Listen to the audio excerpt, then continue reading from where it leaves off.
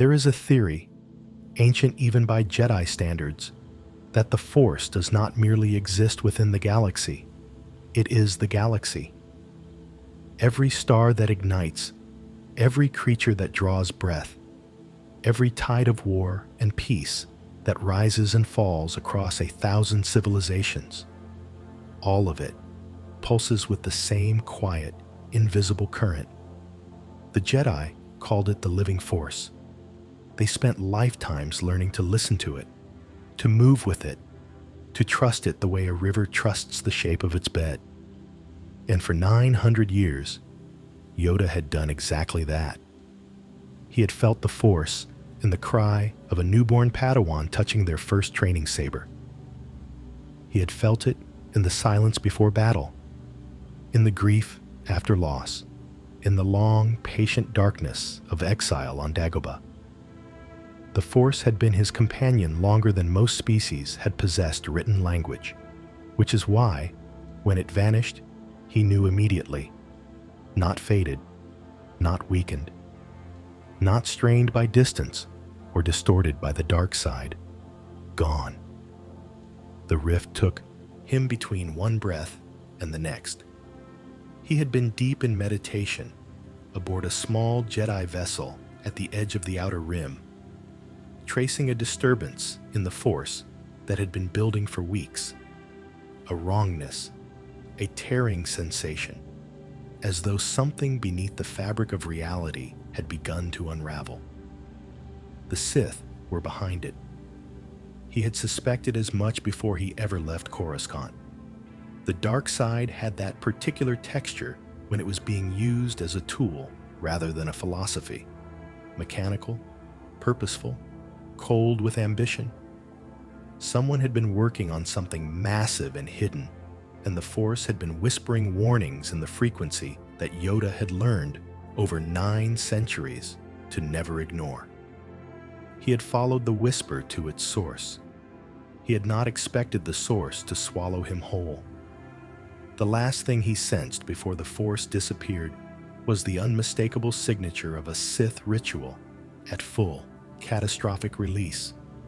Not the controlled precision of a master, but the desperate detonation of someone who had pushed a forbidden experiment past every boundary and straight into collapse. The rift tore open around his ship, like a wound in space itself. Light became sound, became pressure, became nothing. And then Yoda was somewhere else entirely. He came to consciousness slowly, which was unusual. Yoda did not typically lose consciousness. He had endured lightsaber duels with the most powerful dark side practitioners in recorded history, had survived Order 66, had lived through 20 years of swamp exile on a planet that seemed personally offended by his presence. His body was old, but extraordinarily resilient, tempered by a lifetime of Force-assisted discipline. The fact that crossing whatever that rift had been rendered him unconscious told him, before he even opened his eyes, that the journey had cost him something significant. He reached for the Force.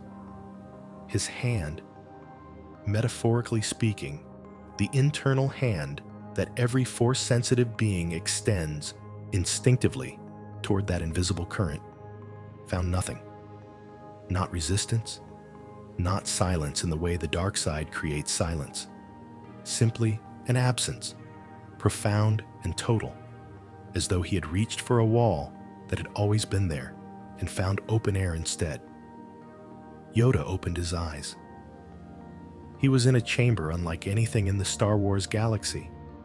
Smooth, pale surfaces, recessed lighting that hummed at a frequency slightly too regular to be natural. Instruments of precise and unfamiliar design arranged along curved walls. The air was filtered, slightly cool, carrying the faint metallic undertone of a sealed atmospheric system. He was lying on a surface that was attempting, with moderate success, to be comfortable. Someone had placed a thermal covering over him. That small detail, the care it implied, told him much. He sat up, standing approximately 3 meters away, watching him with an expression of controlled fascination that was attempting very hard to look like detached. Scientific interest was a being unlike any Yoda had encountered. Tall, humanoid, ears that came to subtle points, dark hair, eyes that were assessing him with the kind of precise, layered attention that Yoda associated with the very best Jedi scholars. The ones who looked at an unknown object and saw not just what it was, but every question it implied. Behind this being stood a human male, broad-shouldered, dark-haired, with a face that carried the particular expression of someone who had encountered the impossible before and had learned to engage it rather than retreat from it. He was watching Yoda with alert, open curiosity and the unmistakable bearing of a man accustomed to command. "You are awake," the pointed-eared being said. His voice was even, measured, and carried the faint quality of someone who considered each word before releasing it. "I am Commander Spock, science officer of the USS Enterprise. The gentleman behind me is Captain James T. Kirk. You were recovered from a debris field approximately 4 hours ago. Your vessel was destroyed. You were not." A brief pause. "That is, itself, remarkable." Yoda looked at them both. He looked at the room. He extended his awareness in every direction, gently, searching for any trace, any whisper of the Force. Nothing. The absence was not painful. It was simply enormous. "Recovered me. You did," Yoda said at last, his voice carrying its familiar cadence, slow and deliberate as stones settling into riverbed. "Grateful, I am." He swung his legs over the edge of the surface and stood, his 3-fingered hands folding over the head of his gimmer stick, which someone had thoughtfully placed within reach. "Many questions you have. Understandable, this is." Kirk stepped forward. "We have a few, yes. Starting with, what are you? Where did you come from? And what was that energy discharge that nearly took out our forward shields when we pulled you aboard?" Yoda regarded him with calm, ancient eyes. "A Jedi, I am. Grand Master of the Jedi Order." He paused, reading their faces. The words meant nothing to them. Of course they didn't. "From a galaxy not your own. As for the energy..." He glanced toward the space where the Force should have been and found only the vast, quiet absence. An experiment it was, not mine. One that went wrong. Spock's eyebrow elevated with the precision of a scientific instrument registering an anomaly. "You are suggesting you traveled here from another dimension?" "Suggest? I do not. State? I do." Yoda's ears tilted slightly, a gesture that in his species conveyed something between patience and gentle emphasis. "Through a rift I came. Torn open, it was, deliberately, by practitioners of the dark side of the Force." He watched Spock's face for the word to land, and saw instead only continued, attentive blankness. "No knowledge of the Force you have." "The Force," Spock repeated, as though cataloging the term. "In the sense of a fundamental, physical constant? Or are you referring to something else?" "Something else," Yoda said quietly. "Everything else." Kirk had encountered alien civilizations that challenged the Federation's understanding of physics, consciousness, and the nature of reality itself. He had spoken with beings of pure energy, navigated the logic of hive minds, and once held a conversation with a planet.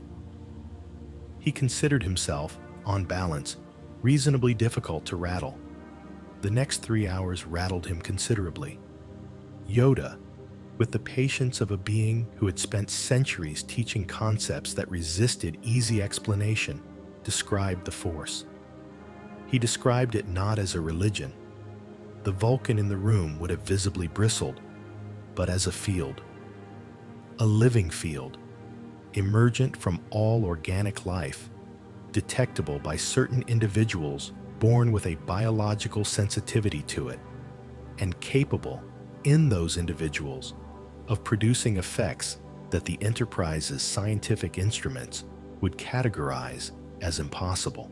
Telekinesis, precognition, the ability to influence the minds of other beings, enhanced physical capability beyond normal biological limits. Spock listened to all of it with his hands clasped behind his back and the expression of a man building a very complicated internal filing system. "You are describing," Spock said carefully when Yoda had finished, "a form of psychokinetic capability mediated by an undetected biological mechanism and an external field of unknown origin." "Describe it however you like," Yoda replied. "True, it remains, regardless of the words." "Can you demonstrate?" Kirk asked. Yoda was quiet for a moment. Then he extended one hand toward a small instrument on the table across the room. A scanner, perhaps, or a calibration tool. And reached for the Force the way he had reached for it every day for 900 years. The instrument trembled. It rose, slowly, perhaps half a meter off the table. And then it stopped, suspended, as Yoda's expression tightened, with an effort that should not have been effort at all. His eyes did not change. His composure did not crack. But his hand, for just a moment, showed the faintest tremor. He set the instrument down. "Diminished," he said, before either of them could ask. "In your universe, the Force, the field I draw upon, does not exist in the same form. Like a muscle asked to work without oxygen.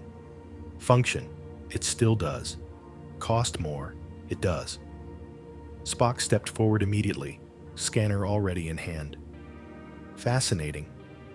The energy expenditure registered on our instruments as a localized graviton distortion with no identifiable source. The implication that consciousness itself—" "Spock," Kirk said, with the tone of a man who had learned that his science officer's fascination could occasionally outpace the practical situation. He looked at Yoda. "What you said earlier about the people who opened the rift, the dark side practitioners. You said the experiment went wrong.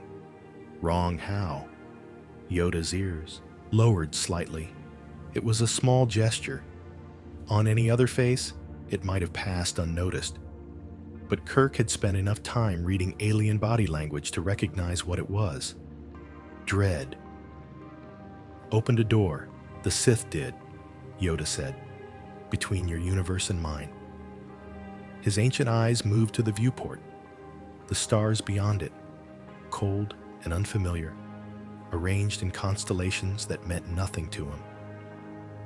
"Through that door, I came. But I was not the only thing that did." The ship's communication system chose that precise moment to emit the particular tone that Kirk had learned, through painful experience, meant something had gone seriously wrong. Bridge to Captain Kirk. The voice was Lieutenant Uhura's, professional, controlled, but carrying an undercurrent of something that on the Enterprise bridge usually preceded an extraordinary situation. "Captain, long-range sensors are picking up an anomaly at bearing 27 Mark IV. It's not a natural phenomenon. It's moving, sir. And it's... Captain, it's big." Kirk held Yoda's gaze for one moment. Yoda did not look surprised. "How long have you known?" Kirk asked.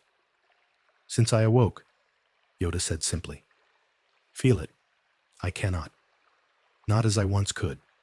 But know it is there, I do. The way a sailor knows a storm is coming. Not because he sees it yet, but because the sea has changed. The old Jedi Master straightened, and in that moment, the weight of 9 centuries was not a burden on him, but a kind of armature, structure, density, the deep gravity of a being who had seen worse than this and had chosen, every single time, to stand.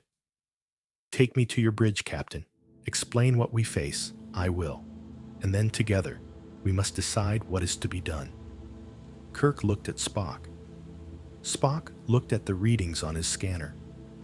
His eyebrow rose to a height that, on a Vulcan, constituted something close to alarm. Captain, Spock said quietly, I believe we should listen to him. The Enterprise bridge smelled of recycled air and quiet urgency. Yoda noticed this the moment the turbolift doors parted. The particular atmosphere of a command center where disciplined people were working very hard to appear calm. He had spent enough centuries in war rooms, Jedi councils, and battlefield command posts to read the room before a single word was spoken. The officers at their stations had the posture of people whose instruments were telling them something their training had not prepared them for. Their hands moved with practiced efficiency, but their eyes kept drifting to the view screen, to Spock's empty station, to each other, in the involuntary way that human beings seek confirmation that they are not alone in their alarm. On the view screen, the stars were wrong. Not wrong in the way they had been wrong to Yoda since his arrival. Unfamiliar, rearranged, the constellations of a universe that was not his own. Wrong in a deeper sense, in a direction that pulled at something beneath thought, beneath even the diminished force connection that remained to him in this place. A direction that had no name in Basic or in any language Yoda knew, but which his body understood the way it understood the edge of a cliff in total darkness. Wrong, the way a wound is wrong. Wrong the way a thing that should not exist announces its existence. Report, Kirk said, moving to his command chair with the unhurried authority of a man who had learned that running toward a crisis rarely helped it. Lieutenant Uhura turned from her station, and Yoda saw in her face the careful neutrality of someone delivering information that she would personally prefer not to be true. The anomaly is holding at bearing 27 Mark IV, Captain. Approximately 40,000 kilometers and closing at 1/4 impulse. It's not on any known registry. No Federation, Klingon, Romulan, or independent vessel configuration matches it. In fact, she paused. Our sensors can't quite resolve what it is. It's reading as mass without structure, energy without a clear source signature, like a whole, said Ensign Chekhov from the navigation console, and then looked immediately self-conscious about having said it. Like a whole, Uhura confirmed quietly. Kirk turned to look at Yoda, who had positioned himself near the center of the bridge with the stillness of something that had grown there naturally, like a stone in a riverbed. You've seen this before? It was not quite a question. Seen it? No, Yoda said. Felt it? Yes. Many years ago, before your history began. His ears were low, and his eyes, ancient and luminous, were fixed on the view screen with an expression that Kirk was beginning to recognize as Yoda's version of deep concern, which, given that the being's default state appeared to be serene and unshakable, was considerably more alarming than alarm on a human face.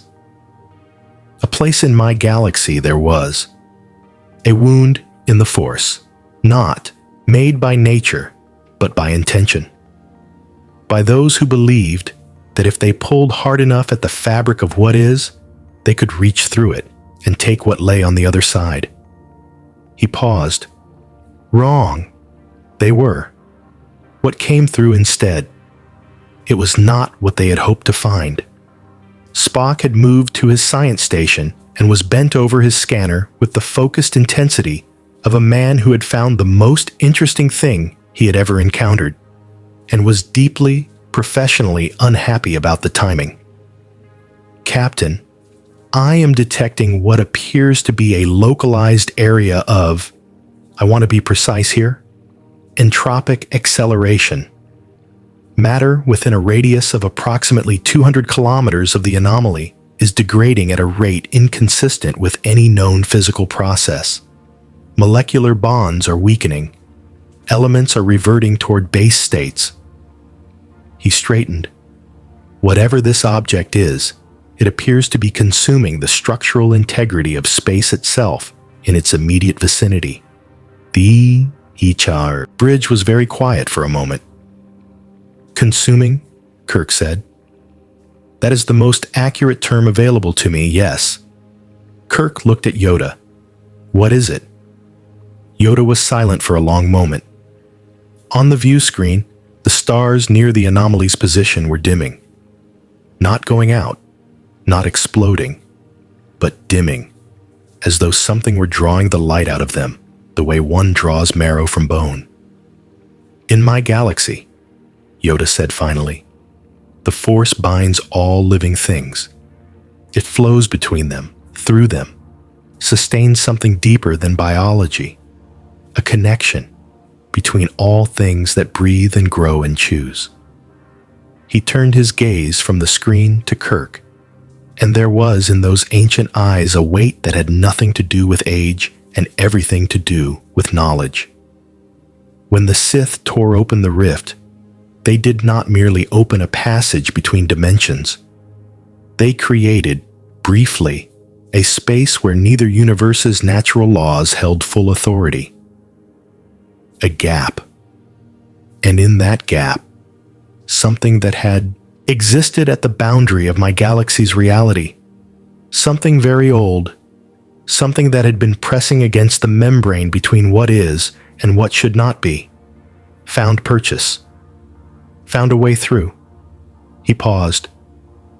"In your universe, there is no force, no living current to resist it, no light side to push against the dark. What you see on that screen, that is what happens when a being of pure entropic darkness arrives in a place that has no immune response." The silence that followed this was of a different quality than the one before it, deeper, colder. Spock spoke first, because Spock always processed fastest when the information was sufficiently extraordinary.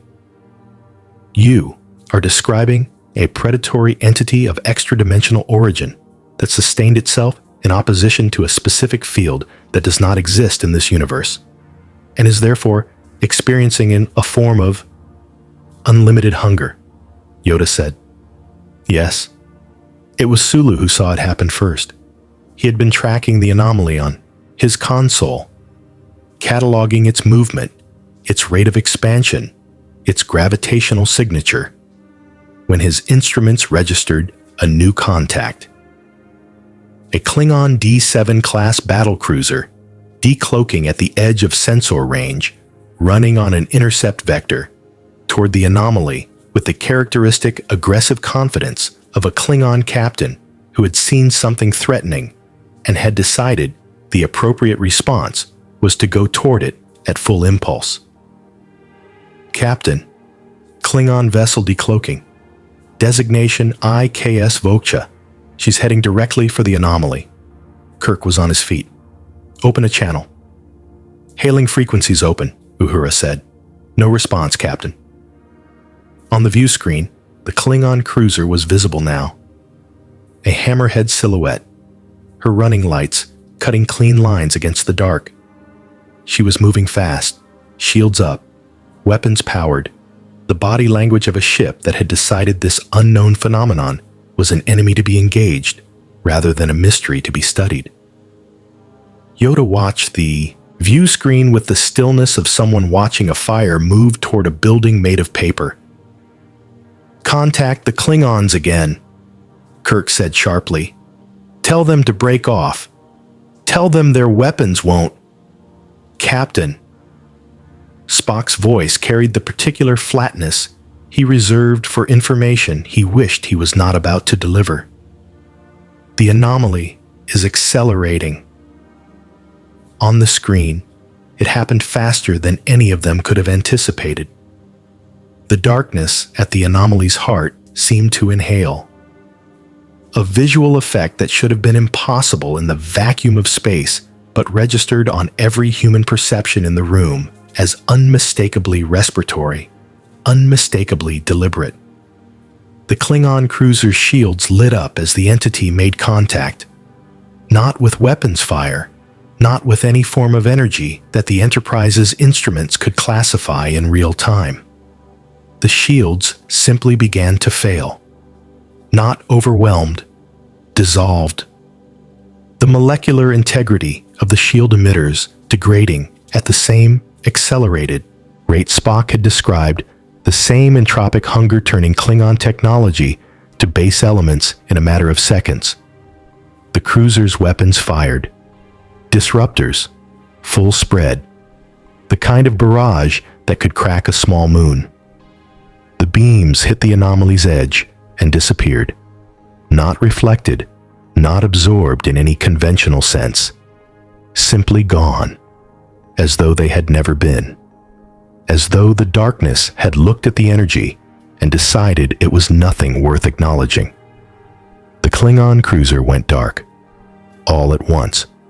Running lights, drive plasma, every emission the Enterprise's sensors had been tracking, gone. The ship drifted, silent and cold, in the space between the Enterprise and the thing that had just killed it. 380 Klingon warriors, gone in 40 seconds. The bridge of the Enterprise was a held breath. Kirk stood at the center of it, with his jaw set and his eyes on the screen, and the expression of a man who had just recalculated every assumption he'd walked onto the bridge with. Yoda watched him do it in real time, watched Kirk absorb the information, the loss, the scale of what they were facing, and then, rather than retreat into shock, set his shoulders and begin to think. That, Yoda reflected, was the quality that made a commander worth following. Options, Kirk said. At present, Spock said carefully, none that I would characterize as tactically sound. Our weapons systems would produce results identical to the Klingon engagement. Our shields would not sustain contact significantly longer than theirs did. At its current rate of expansion and movement, the anomaly will reach the nearest inhabited system, Argelius II, population 300,000, in approximately 14 hours. And beyond that? Spock hesitated, which was unusual enough that it focused every person on the bridge. Beyond that, Captain, my projection suggests that without intervention, the rate of consumption will increase, rather than stabilize. The entity, if we accept Master Yoda's framing, is not merely moving through space. It is feeding. And the more it consumes, the stronger it becomes. He paused. I do not yet have a projection for how large it could eventually become. I am not certain there is a meaningful upper limit. Kirk turned to Yoda. In your galaxy, the wound in the Force you described, how was it closed? Yoda was quiet. On the view screen, the darkened Klingon cruiser had begun to dissolve at its edges, the hull plating separating into component molecules, drifting apart like ash. Closed it was, Yoda said, by those who gave everything they had to close it. Their knowledge, their strength, themselves. His eyes did not leave the screen. A solution of that kind, in your universe, without the Force to work with, different, it would need to be, adapted. He looked at Spock. Your science, your understanding of energy, of dimensional mechanics, of what holds this universe together at its foundations. Tell me what you know of the barriers between realities. Tell me what you know of what was torn when the Sith made their rift. A pause, brief and heavy. Because the door, Commander, is still open, and the entity knows it. Given enough strength, enough feeding, it will not stop at consuming your universe. It will go back through, into mine, into a galaxy where the Force exists, where the living current it cannot touch here flows through every living being. His voice dropped, and in the drop, there was something vast and cold. There, it would not be limited.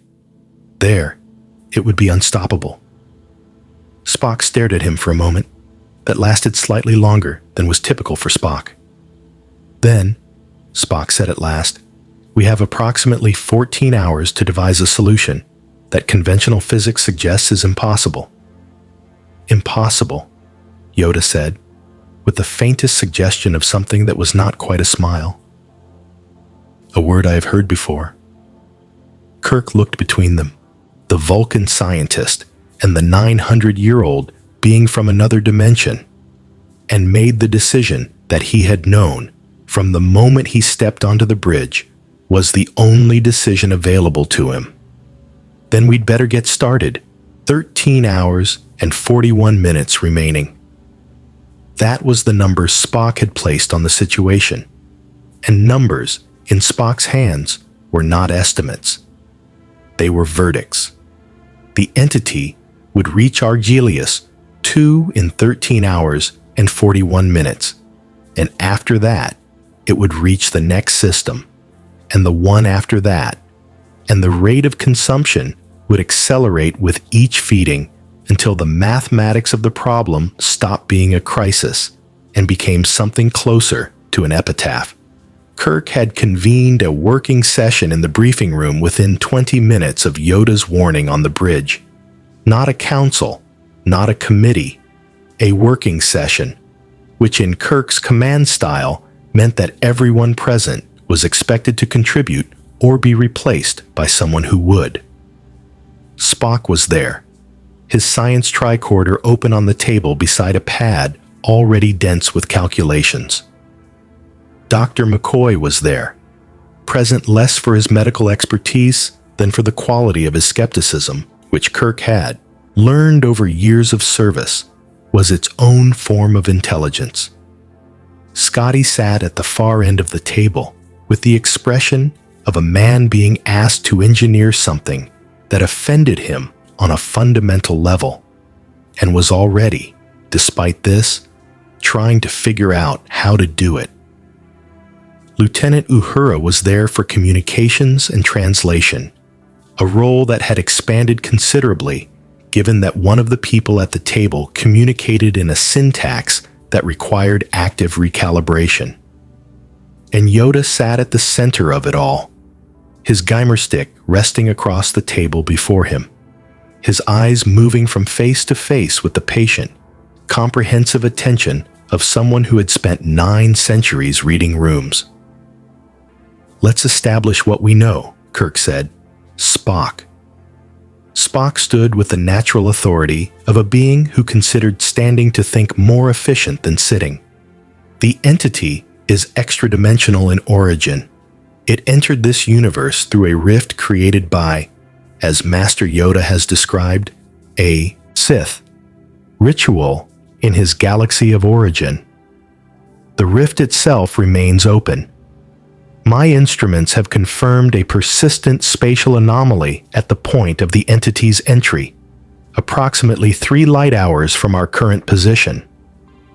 He brought up a display on the briefing room screen, a sensor map, the rift marked in amber, the entity's current position in red, its projected path a thin crimson line reaching toward the populated systems of this sector. The entity is not traveling toward inhabited systems randomly. It is moving with purpose.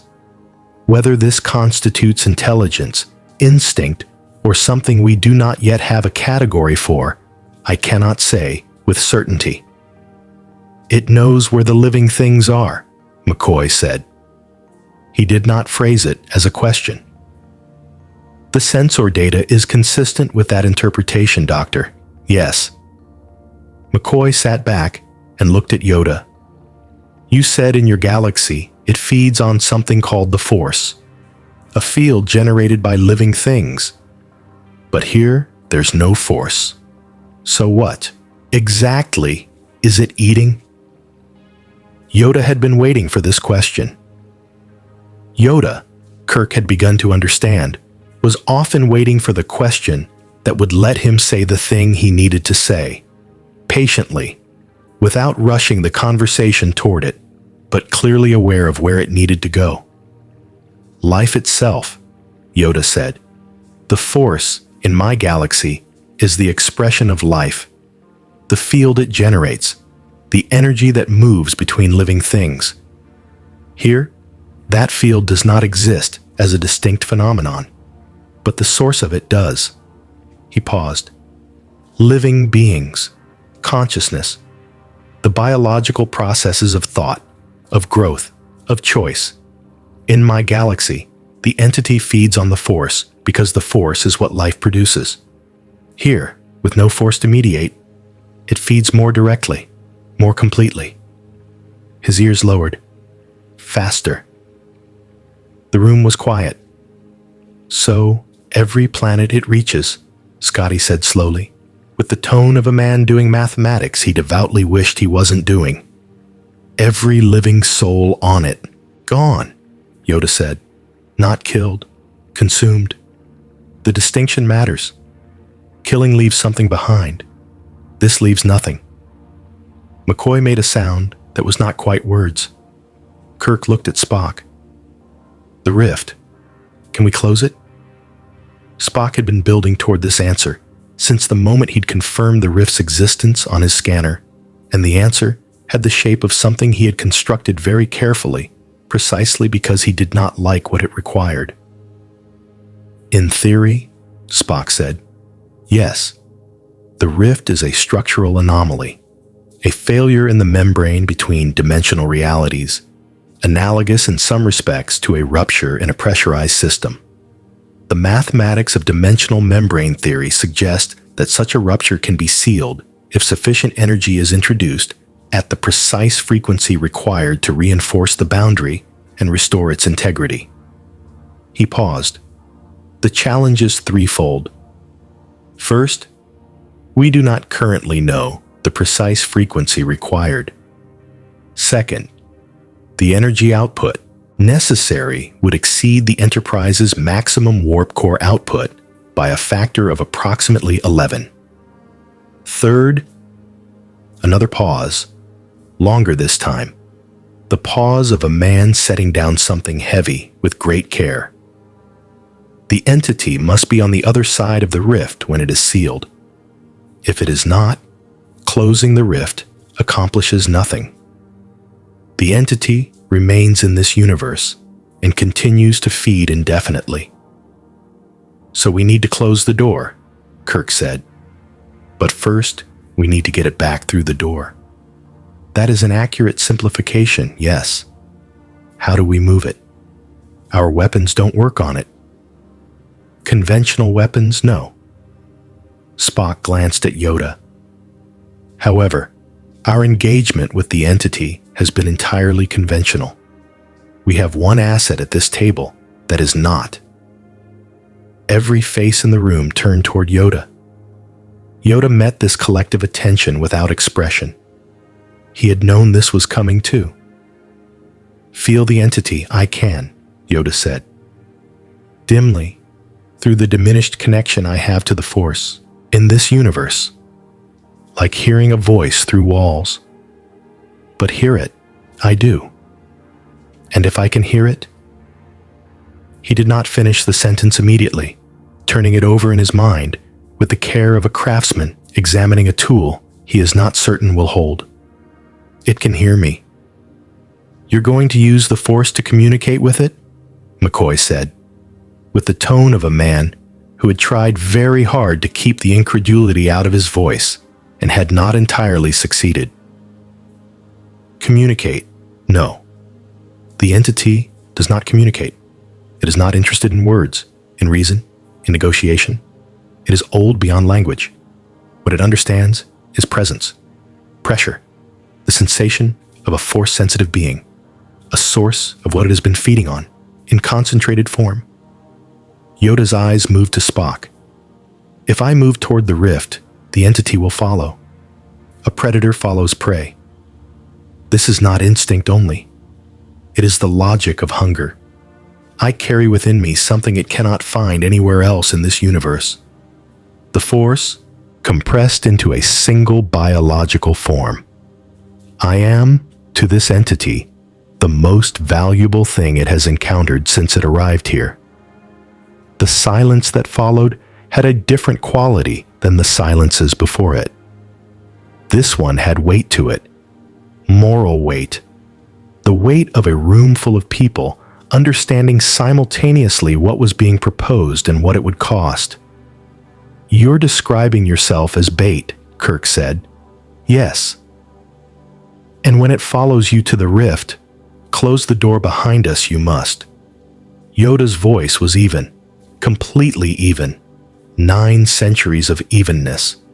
Seal the rift with your ship's energy, whatever can be managed, reinforced, as Commander Spock describes, to the correct frequency, and the entity returns to the space between realities where it has been contained since before either of our galaxies had names.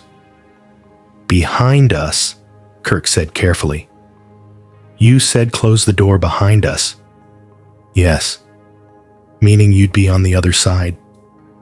Through the rift, I would go, back toward my galaxy. The entity would follow, and then the door closes. Kirk looked at him for a long moment. And if you can't get clear before the seal is complete? Yoda was quiet for precisely the length of time required to make clear that he had considered this question thoroughly and at length before arriving in this room. A risk, he said finally. Yes. Scotty broke the silence with the particular tone he used when his engineering instincts had identified the problem inside the problem. The energy issue is the real wall here, Captain. Spock said we'd need 11 times our warp core's maximum output to seal the rift. That's not a gap I can bridge with creative thinking and a good toolkit. That's a fundamental physical limit. Unless, Spock said, with the particular cadence of a man who had been sitting on a theory and had decided the moment had come to set it down on the table. The energy is not derived solely from the Enterprise's warp core. Scotty looked at him. What else have we got? The entity itself. Spock brought up a new set of calculations on the briefing room display. Energy readings from the Klingon engagement, the entity's emission profile, the sensor data from its consumption of the cruiser. The entity is, by its nature, an energy phenomenon of extraordinary magnitude. It does not merely consume matter and energy. It processes them, transforms them. The entropic acceleration we observed is the output of that process. Waste energy, in a sense. Energy it is generating in excess of what it requires. He turned to face the room. If we could interact with that output, harness even a fraction of it, and redirect it at the rift at the correct frequency, the mathematics become considerably more favorable. You want to use the monster's own energy to close the door on it, McCoy said. I want to explore whether that is physically possible, Doctor. I do not yet know that it is. How long to find out? Given the data we currently have, 11 hours. We have 13 hours, and Uhura checked her console. 22 minutes now. Then we have sufficient time, Spock said, marginally. Kirk stood. When Kirk stood at the end of a briefing, it meant the conversation was over, and the work was beginning, and everyone in the room knew it. Spock, work the energy problem with Scotty. I want a method for harnessing the entity's output and redirecting it at the rift. McCoy, I want to know everything our medical instruments can tell us about what the Force is doing to master Yoda's physiology in this universe. If he's going to be close to that thing, I want to know exactly what condition he'll be in. He paused, and the pause held something that was not quite sentiment, but lived in the same neighborhood. Yoda, I want to talk to you alone. The room cleared with the efficient purposefulness of a crew that understood time. Yoda remained at the table. Kirk sat down across from him, and for a moment, neither spoke, and the hum of the ship moved through the silence between them like a current. 900 years, Kirk said. That's how old you are. Approximately, Yoda said. And in 900 years, how many times have you been in a situation like this one? Yoda considered the question with the seriousness it deserved. Situations of this magnitude, where the consequences, if failed, extend beyond any single world or any single war. A handful, perhaps fewer. His eyes were steady. Situations where the only solution required walking toward the thing that could destroy you. Many more. You're not afraid. Afraid I am, Yoda said, with a simplicity that was more convincing than any elaborate reassurance would have been. Fear is not the enemy. Fear is information. What matters is what you do with it. He regarded Kirk with those ancient, luminous eyes. You are afraid also, for your crew, for the people on Argalius too, for what happens if we fail. This, I see clearly. Kirk didn't deny it. What I'm wondering, he said, is whether you actually believe this plan works, or whether you've already decided that it doesn't, and you're walking into that rift regardless. The question sat between them. Yoda was quiet for a long time. The ship hummed. Somewhere deep in the Enterprise's bones, Scotty had already begun working. Both things, Yoda said at last, can be true at once. Kirk looked at him for a moment longer. Then he nodded, slowly. The nod of a man who understood, who did not like it, and who was going to proceed anyway, because that was the only thing left to do. Then let's make sure Spock's plan works, Kirk said. Because I'd rather you walk back out of that rift than not. The 11 hours pass the way the hours before a battle always pass. Simultaneously, too fast and too slow, measured not in minutes, but in the quality of silence between people who understand what is coming and have chosen, despite that understanding, to move toward it anyway. Spock and Scotty did not sleep. This was not remarkable for Spock, who required less rest than his human crewmates and could sustain focused analytical work for periods that McCoy had once described as genuinely unsettling. It was more remarkable for Scotty, who operated on the engineering philosophy that a rested mind made fewer catastrophic mistakes, and who had clearly decided that the catastrophic mistake of failing to solve this problem outweighed the catastrophic mistake of solving it exhausted. They worked in the main engineering bay with the focused, abbreviated communication of two people who had learned each other's technical language well enough to think together. Spock running dimensional frequency calculations on the main console. Scotty building modifications into the Enterprise's deflector array that the ship's designers had never envisioned and would likely have considered professionally insulting. The deflector dish was the key. Spock's theory, refined over 11 hours of increasingly dense mathematics that filled 3 pads and one entire section of the engineering bay's secondary display, held that the entity's entropic output could be captured by a modified deflector field, phase shifted to match the dimensional frequency of the rift's membrane and discharged in a single concentrated burst sufficient to force the membrane closed. Not permanently, perhaps. Not with the elegance of a proper repair. More in the way that one seals a wound under battlefield conditions, functional, forceful, and intended to hold long enough to matter. The energy capture mechanism was Scotty's contribution. And it was, by his own assessment, the most insane thing he had ever been asked to build in 30 years of Starfleet engineering. A standard deflector field repelled energy. What Scotty was constructing would do the opposite. Draw it in, compress it, and hold it in a state of contained potential until the moment of discharge. The analogy that kept occurring to him, uncomfortably, was catching lightning in a bottle.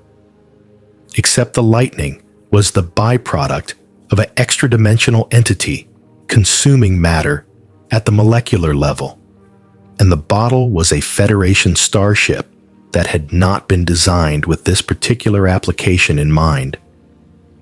"She'll hold," Scotty told Kirk at the 2-hour mark, with the particular tone he used when he meant she had better hold, because he had done everything a human being could do to make her hold, and the rest was in the hands of forces beyond engineering.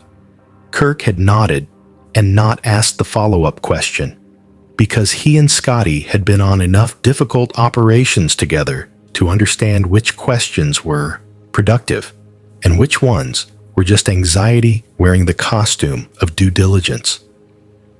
McCoy's report on Yoda had been delivered privately in Kirk's quarters at the 6-hour mark. It was not comforting. "His physiology is adapting to this universe," McCoy had said, with the careful precision he used when the medical news was not good and he was choosing his words to be honest without being brutal. "The Force, whatever it is biologically, it's not disappearing, but it's working harder. Every time he uses it, the effort registers on my instruments as a significant metabolic event. His cellular regeneration rate is slower than it should be for his species. His neural activity patterns show the kind of strain I'd associate with a human being operating under sustained oxygen deprivation." He had paused. "Jim, he's been here less than 20 hours, and he's already measurably weaker than when we pulled him out of that debris field.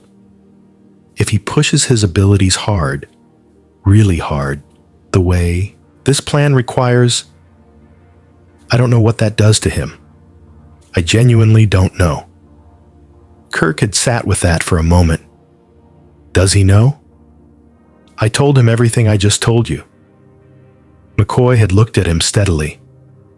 He thanked me, very politely, and then he asked if I had any questions about the Force that he could answer while he still had time. Kirk had not slept after that conversation either. 2 hours before the entity reached Argelius II, the Enterprise moved into position. The rift was visible now without instruments, not to the naked eye exactly, but detectable in the way that the most fundamental wrongnesses are detectable, in the peripheral awareness, in the animal part of the brain that exists below language and registers threat before the conscious mind catches up. A darkness in the darkness. A place where the stars behind it seem to exist at a slight remove from reality, like objects seen through imperfect glass. The Enterprise's sensors resolved it as an ovoid, distortion approximately 9 kilometers across, its edges rippling with the same low-frequency entropic signature that had taken the Klingon cruiser apart. The entity was 200,000 kilometers away, moving toward Argelius II, and it had not yet noticed them. "All hands to battle stations," Kirk said from the command chair, his voice carrying the particular quality it carried in moments like this. Not loud, not theatrical, but absolutely certain. The voice of a man who had decided what was going to happen and was now in the business of making it happen. Spock, deflector array status. Modified deflector array online and holding at current configuration, Spock said. Energy capture matrix is active. We will require the entity to approach within 50,000 kilometers for efficient capture of its entropic output. At that range, our shields will experience significant degradation. I estimate we have approximately 4 minutes before shield failure becomes critical. 4 minutes to capture enough energy to seal the rift. 3 minutes and 40 seconds would be preferable. 4 minutes is the outer limit. Kirk looked at Yoda. Yoda stood at the front of the bridge, near the view screen, his Geimer stick in his right hand and his eyes on the darkness ahead. He had been standing there for 20 minutes, still and composed in the way that deep water is still.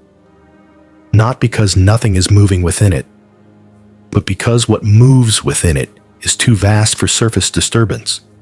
He had, sometime in the last 2 hours, changed nothing about his appearance or bearing. He looked exactly as he had when they pulled him from the debris field. Small, ancient, utterly, completely calm. Kirk had stopped finding the calmness reassuring. He had started finding it humbling. "When you're ready," Kirk said. Yoda closed his eyes.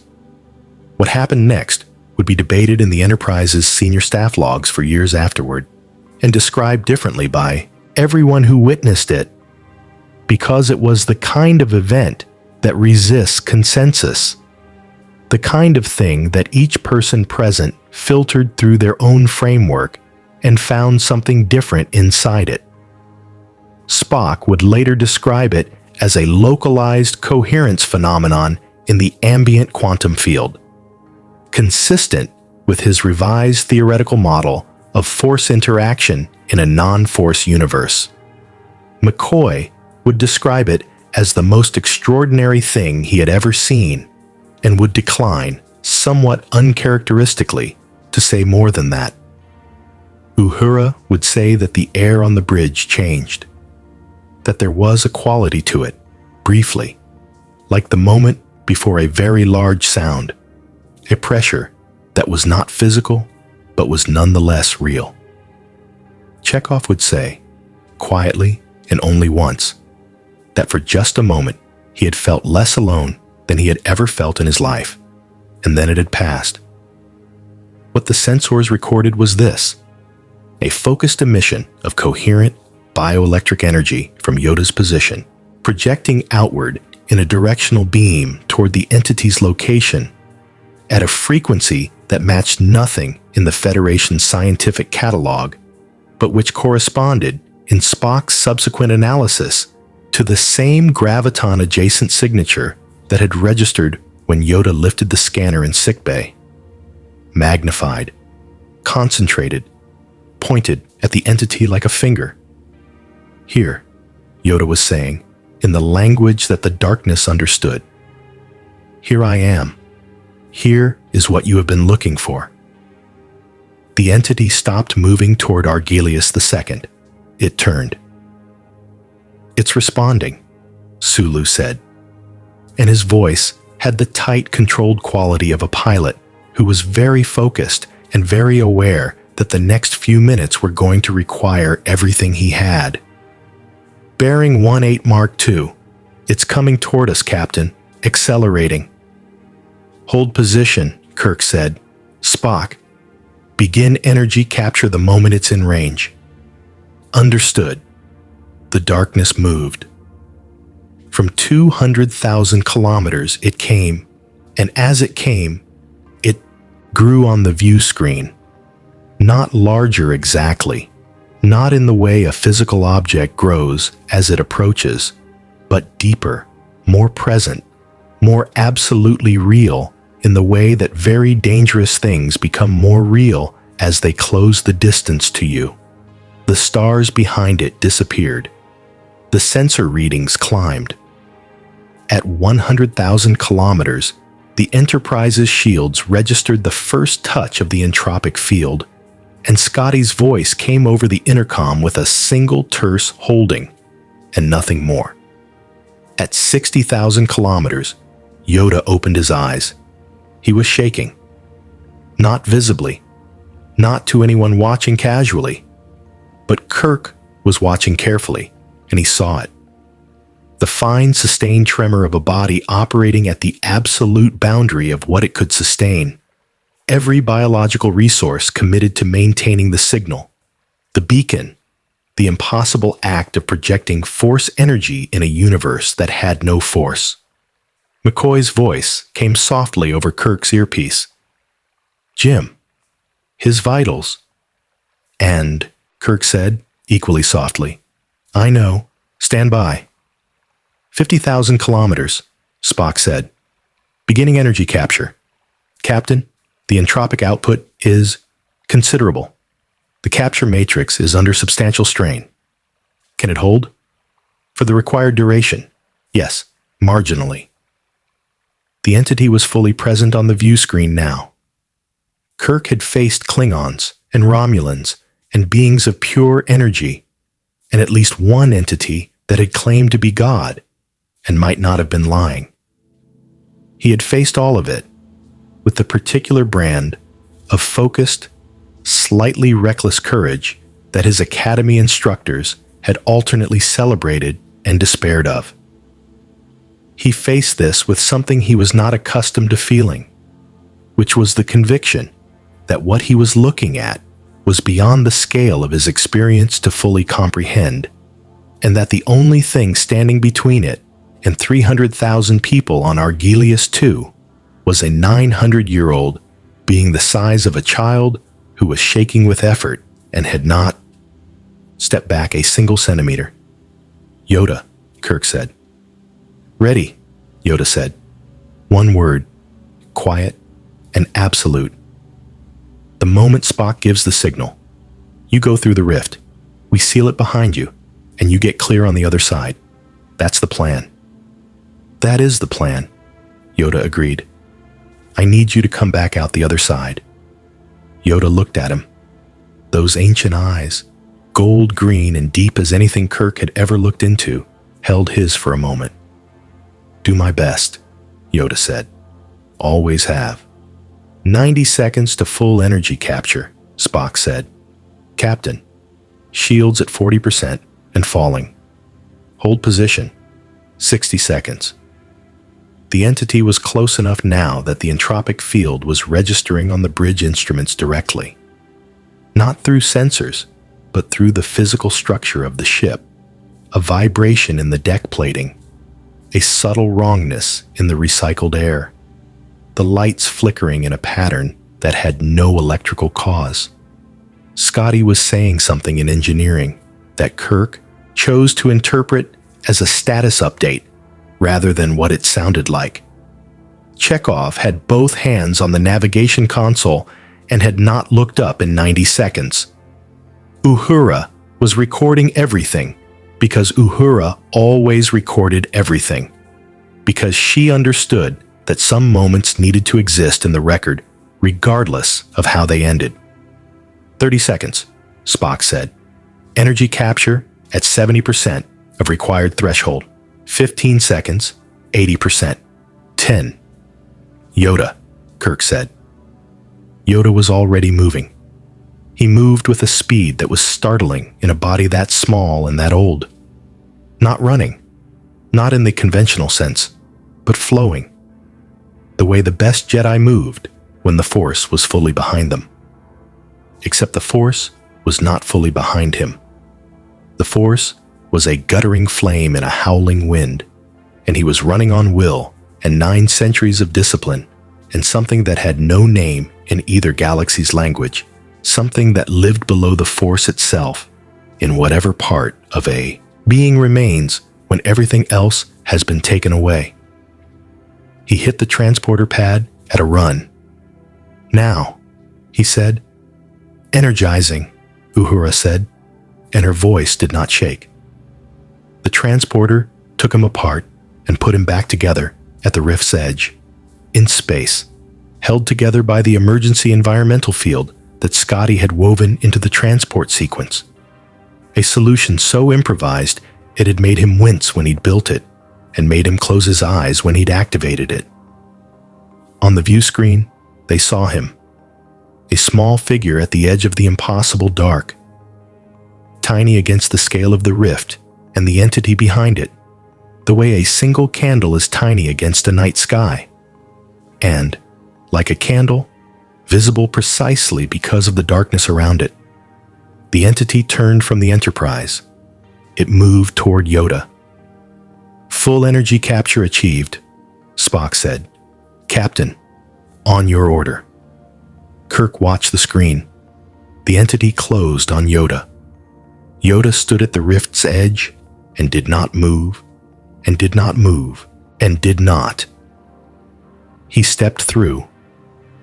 The entity followed, drawn by the beacon, by the only thing in this universe it had crossed a dimensional boundary to reach, and it crossed the threshold of the rift between realities the way hunger crosses every boundary. Without hesitation, without doubt, pulled by the promise of what lay on the other side. "Now," Kirk said. "Spock, now." The Enterprise's modified deflector array discharged everything it had captured. 11 hours of Scotty's work and Spock's mathematics, and the entity's own vast, wasteful feeding energy, redirected and phase-shifted to the frequency of the dimensional membrane, and fired at the rift in a single coherent pulse that turned the darkness ahead of them briefly, brilliantly, absolutely white. The rift closed. One moment it was there. The wound, the wrongness, the door between realities that the Sith had torn open and that had allowed something ancient and terrible to pass through into a universe that had no defense against it. Then it was not there. The stars behind it were simply stars again, clean and cold and correctly, reassuringly present. The entropic field readings on the ship's instruments dropped to 0 in the space of a single sensor sweep. The vibration in the deck plating stopped. The light steadied. The entity was gone. The bridge was silent for a moment that lasted considerably longer than a moment. "Spock," Kirk said. "The rift." "Sealed," Spock said. "Dimensional membrane integrity is restored. No residual entropic field detected. The entity's energy signature is no longer present in this universe." A pause. "The seal appears stable." "Yoda." A longer pause. Spock bent over his scanner with an attention that was, for Spock, unusually intense. "The transport ID tag I embedded in his environmental field. It crossed the rift threshold approximately 0.3 seconds before discharge." Another pause. "I am detecting a residual signal, very faint, on the other side of where the rift was." He straightened, and the expression on his face was one that Kirk had seen perhaps 4 times in all their years together. The expression Spock wore when he had found a result he had not permitted himself to expect. "He is there, Captain. His life signs are reading as diminished, but present." The bridge exhaled. McCoy, who had come to the bridge in the final minutes, put one hand briefly on the back of a console and looked at the ceiling with the expression of a man conducting a rapid internal argument with the universe about the nature of fairness, which the universe appeared to have briefly resolved in a direction he had not anticipated. "Can we reach him?" Kirk asked. "Any communication through where the rift was?" "The membrane is sealed. Communication through it is not currently possible." Spock considered. "However, the signal I am receiving suggests he is mobile. His life signs are stable and appear to be strengthening. The Force, I would theorize, is present on his side of the boundary. He is recovering. Kirk sat back in his command chair. He looked at the view screen. The clean, unblemished stars. No darkness. No wound. Just the ordinary, extraordinary depth of space. He thought about a 900-year-old Jedi Master standing at the edge of impossible darkness and stepping through it because it was what needed to be done. And doing it with the same quality of absolute calm that he had worn from the moment Kirk first saw him sitting up in sickbay. That deep-rooted, unperformative steadiness that was not the absence of fear, but something that existed alongside it, that had been forged over 9 centuries of exactly these kinds of choices. "He's going to be fine," McCoy said, with the careful certainty of a doctor who knows the difference between what his instruments say and what he believes. "He's going to be fine," Kirk agreed. Spock said nothing. He was looking at his scanner with the expression of someone storing information very carefully, cataloging an experience he would be analyzing for a considerable time. Finally, he looked up. "Captain, the entity is gone. The rift is sealed. Argelius II is safe." He paused. "And somewhere in another galaxy, a Jedi Master is making his way home." The Enterprise turned from the sealed scar in space and moved back toward the inhabited systems it existed to protect. And behind it, the stars were clean, and the darkness was only darkness. The ordinary kind that held no hunger, and the universe, this one, at least, was whole. Somewhere on the other side of a sealed wound in reality, the Force stirred, warmed, settled back into its ancient rhythms like a river returning to its bed after a storm. And in that warmth, moving slowly, but moving, a small and ancient figure made his way through the dark between stars toward the galaxy he had spent 900 years protecting, carrying with him the memory of a starship captain who had looked at an impossible situation and said, "Let's get started," and a Vulcan scientist who had looked at a 900-year-old being from another dimension and said, "I believe we should listen to him," and the knowledge added to everything else the centuries had given him, that life, in all its forms and in all its universes, finds a way to stand against the dark. It always has. It always will. If you want to see more crossover stories, legendary characters dropped into universes they were never meant to survive, hit that subscribe button and drop in the comments the name of one character you'd want to see cross into the Star Wars galaxy next. The best suggestions become the next episode. May the Force be with you. More stories await.